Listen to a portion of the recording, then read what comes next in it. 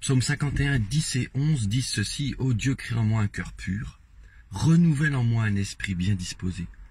Ne me sépare pas, ne me rejette pas loin de ta face, et ne me sépare pas de ton Esprit Saint. » Ça, c'est le psaume 51, 10 et 11. Pourquoi cette lecture rapide? Et pourquoi cette vidéo? Là, j'attends quelqu'un à un rendez-vous et je voulais cette vidéo en milieu de semaine. Dans nos assemblées modernes de notre époque, qui sont favorables à un rassemblement, et il faut le rassemblement, j'insiste dessus, nous avons deux chemins devant nous. Et l'un d'entre eux est spécialement accru à cause de la pensée moderne d'aujourd'hui. Vous savez que les jeunes qui sortent de nos universités, nos jeunes communicants ou nos jeunes dynamiques sont habitués au réseau, sont habitués à un type de communication qui est appelé viral, qui se propage très rapidement, mais qui, par voie de conséquence, ne dure qu'un temps très court.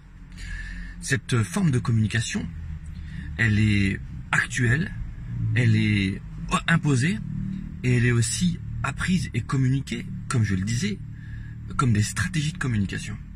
Et si nous voulons réussir un rendez-vous, nous pourrions très bien, et c'est ce qui arrive parfois, trop souvent, eh bien organiser des rendez-vous avec un type d'image, avec un type d'organisation, avec un type de communication qui colle à ce que nous voudrions que le monde comprenne. Donc nous allons user ce type de communication. Et nous pourrions alors, je fais attention à mes mots, si vous écoutez bien, je fais attention à mes mots, nous pourrions alors tomber dans une satisfaction, vous savez, le like bleu, ce pouce qui a été prouvé d'ailleurs, qui est addictif parce que ça dégage chez nous et ça met en route chez nous une hormone de la satisfaction.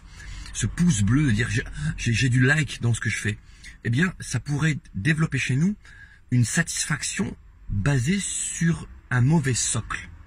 Ah, l'événement est réussi parce qu'il y a du monde, parce que l'image est bonne, parce que la dynamique est intéressante, parce que du coup les gens accrochent. Et même si c'est éphémère, nous rebondirons avec autre chose. Laissez-moi vous dire une chose. Laissez-moi vous dire une chose. Si le Saint-Esprit n'agit pas dans nos rendez-vous, nous sommes à côté de la plaque. Si le Saint-Esprit ne peut pas toucher des corps, toucher des cœurs, transmettre des paroles de connaissance, délivrer des paroles de justice, ouvrir les yeux, renouveler la vision de chacun. Si nous ne passons pas du naturel au surnaturel, en réalité, nous sommes à côté de ce pourquoi nous sommes faits, c'est-à-dire transporter le tout-puissant Saint-Esprit de Dieu en nous, pour qu'il agisse dans le domaine du miraculeux. Il n'y a rien d'autre qui compte.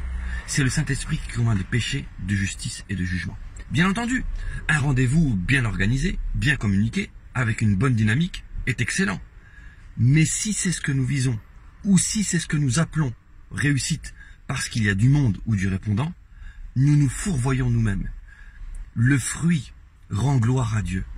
Et le fruit, c'est quoi? C'est une vie transformée par le Saint-Esprit. Passer du naturel au surnaturel. J'en conclurai en disant ceci. Je crois que la vraie réussite, c'est quand il se lève de ce rendez-vous, de ces rendez-vous, un parfum d'agréable odeur, pour que, eh bien, Dieu en soit glorifié. Et je dirais même, je crois que la vraie réussite, c'est que Dieu puisse non pas être fier de ce que nous faisons, mais que Dieu puisse être heureux de pouvoir faire ce que lui veut au travers de nous pour que des vies soient transformées. Je vous laisse ça et que le Saint-Esprit vous guide. Ne soyez pas découragés, simplement soyez l'instrument de l'Esprit de Dieu. Bénédiction sur vous.